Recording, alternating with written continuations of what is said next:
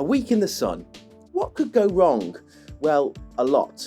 If, like me, you've got a condition called type 1 diabetes. What? With all the delicious food, the drinks, the cocktails, the sea, the sand, and let's not forget the heat, your robot parts might not work as well as they do in your home country. As I well and truly found out on my latest trip to Dubai, so over the course of this video, we're gonna talk through some of the mistakes I made while traveling with diabetes.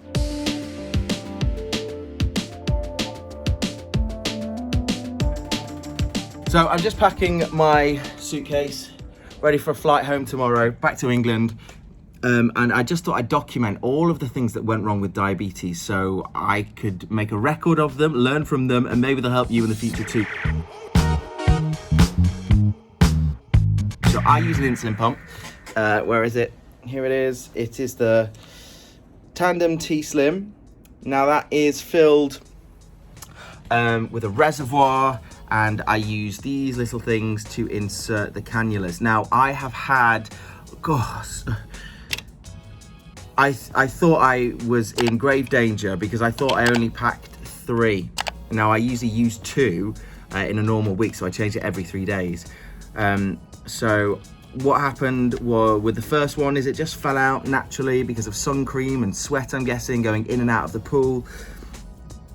So my third, which I thought was the final cannula, that went in, and that went in bent. Did you see that? And I was gutted. I was absolutely gutted because it was my last cannula, and my backup was insulin pens. Now I've been using insulin pens sort of intermittently, sort of a bit on the pump, a bit on the pen, because it's hard, you know, to keep the pump out of the sun all the time. I'm in Dubai, so it's been very, very warm, very, very sunny, and very, very, hot, and that's not great for insulin, is it? So I've been doing my best to keep my pump out of the sun and out of the water, obviously. So sometimes I would use insulin injections, and that was until the insulin pen went walkabout. Now I'm wearing shorts and I'm not carrying a rucksack with me around most of the time, so it's very understandable that the insulin pen fell out of my pocket, and it has a few times. I've been chased by a few taxi drivers who've been waving it after me saying, is this yours, is this yours, because it's fallen out of my pocket.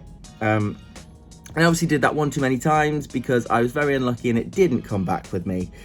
So it is now in a restaurant or a taxi somewhere in Dubai, probably shoved down the side of a seat, and I've completely walked out without it. But that only became a real problem when my final cannula obviously failed, when it was bent. So I was by the pool, and I just put it in that morning, and I was like hoping and praying that this one would work because I thought it was my last one.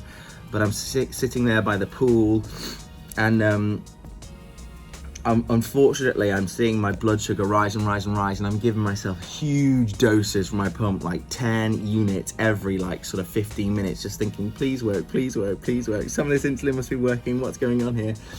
And then I sort of just realized, arrived at the fact that this cannula has failed. So I come back and I can't find my insulin pen anywhere. It's gone.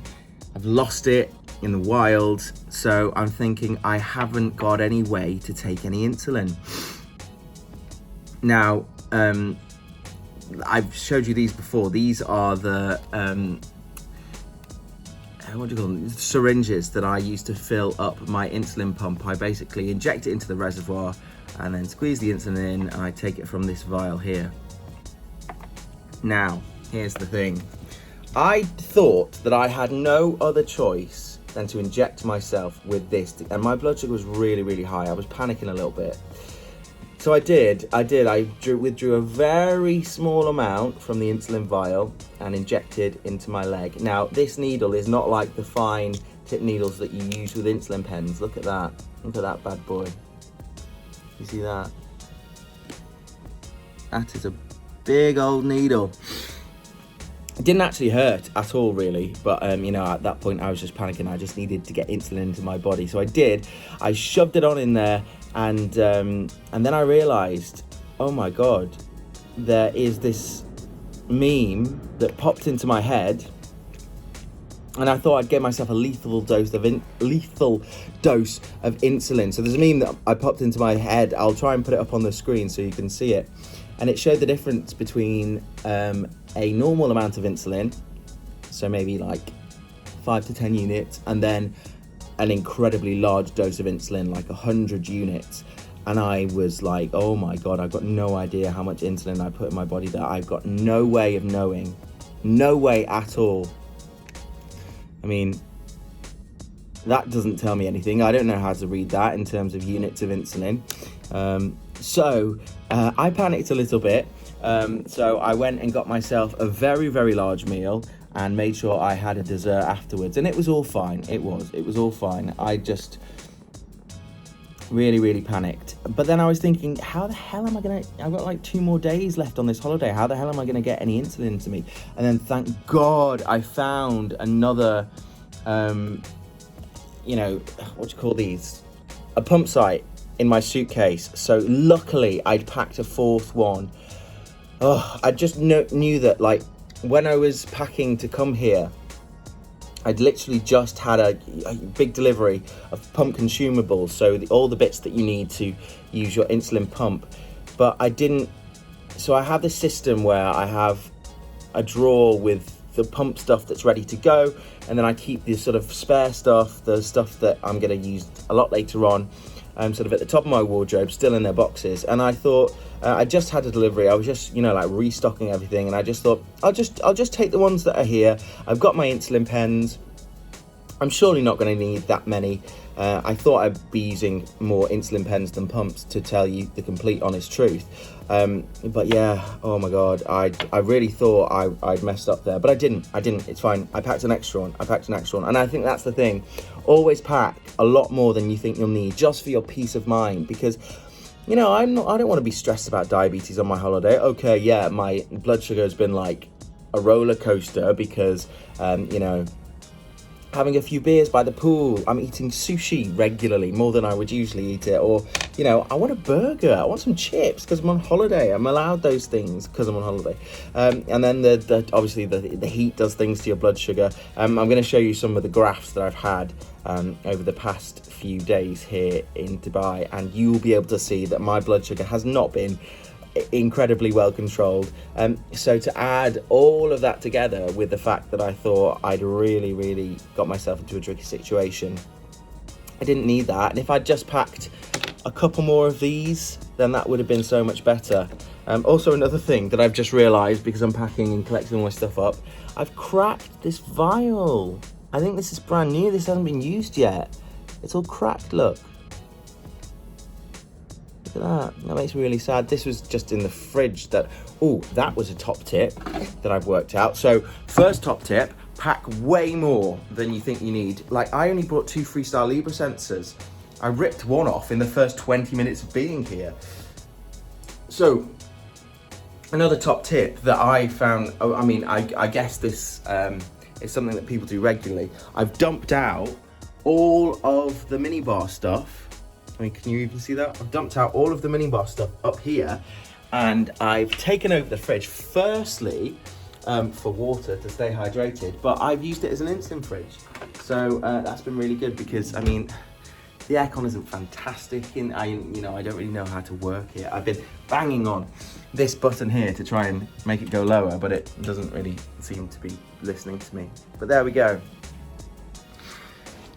You know, I've spent a month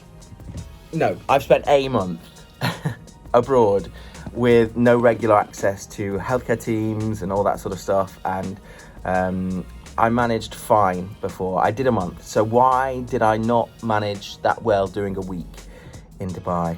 And I think it's because I was a bit rushed in getting ready for this holiday, so I wasn't as prepared, I wasn't as thoughtful. I didn't make a list. I didn't make a single list to pack all my stuff, which is something that I usually do. So it's been a pretty rough ride with diabetes this holiday. I think partly because of like food and drink and heat and diabetes stuff. I think that made it a little bit difficult, but we got there. I'm flying home tomorrow. Back to my stockpile of insulin and pump supplies. But you know, I just thought it might be useful. I'm sure there's so many of you that are, you know, really good at being organized and, you know, traveling with diabetes correctly. But this is what happens when it doesn't go so well. When you rush it a little bit, when you don't take the time to make sure that you've got all your stuff and enough stuff. Because what happens if my flight was delayed, or, you know, I was quarantined for COVID or something like that? I'd be really stuffed. I'd have to use this and be guessing my way through my insulin injections. But there we go. All in all, though, it's been a fantastic holiday, diabetes aside. But yeah, you just don't need that sort of stress, do you, when you're trying to enjoy your holiday? I'm going to stop waving this syringe around right now. But I do hope that this video has been a little bit useful. I'm going to be using this video to watch back and learn back from my mistakes this holiday where diabetes is concerned. But that's it from me. I'm going to go and put on some after sun because I am very, very, I wouldn't say burnt, but I caught the sun today. So I'm going to make sure I moisturise and finish off packing and get ready for my return to England tomorrow. Thanks for watching. See you later, guys. Thanks for watching. See you later, guys.